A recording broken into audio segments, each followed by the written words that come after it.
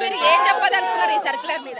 ఇది sports student federation రాష్ట్ర అధికారులు ఇది ప్రభుత్వం ఏదైతే 6 గ్యారంటీల కోసం అమలు కోసం పోరాడుతుందో అది కాదు. 7వ గ్యారంటీ స్వేచ్ఛ చాలా ముఖ్యమైనది. ఈరోజు ప్రభుత్వం స్వేచ్ఛకు సంఖ్యలేయాలని చూస్తుంది. ఉస్మానియా విశ్వవిద్యాలయం గడ్డ మీద అనేక ఉద్యమాలకు ఊపిరిపేసి అనేక త్యాగాలు చేసి ఈరోజు ప్రభుత్వం ముఖ్యమంత్రి పదవి మీద కూర్చోబెట్టింది రేవంత్ రెడ్డిని. కానీ ప్రశ్నించే గొంతుకలను ఇక్కడ ప్రభుత్వ అంటరానితనాన్ని సోమరితనాన్ని ఇక్కడ విద్యార్థులు ప్రశ్నించడానికి సిద్ధంగా ఉంటారని, ఈరోజు ప్రభుత్వ అవినీతిని ప్రశ్నిస్తున్నారని, ప్రభుత్వం ఇక్కడ నిద్రపోతున్నది, మొద్దు నిద్రపోతున్నది, ఈరోజు నిరుద్యోగులని ఇంకా నిండా ఉంచుతున్నదని ప్రతిరోజు ప్రశ్నిస్తూ ఉన్నది.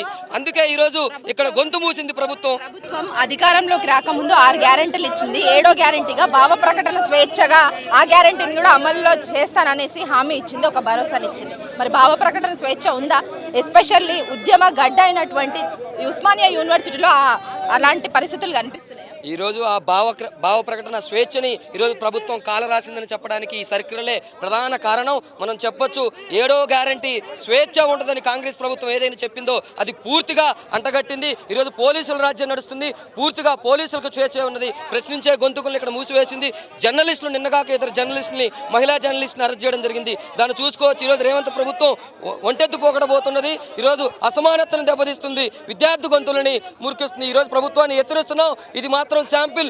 అసెంబ్లీ ముట్టడిస్తాం, నిన్ను కుర్చీ దించిన దాకా మేము నిద్రపోవని చెప్తున్నావు రేవంత్ రెడ్డి. నువ్వు ఈ సర్క్యులర్ని వెనక్కి తీసుకొని యూనివర్సిటీలో ఏదైతే డెమోక్రసీ విధానం కొనసాగిందో దాన్ని కొనసాగించే విధంగా మీరు సర్క్యులర్ని వెనక్కి తీసుకోవాలని కోరుకుంటున్నాం.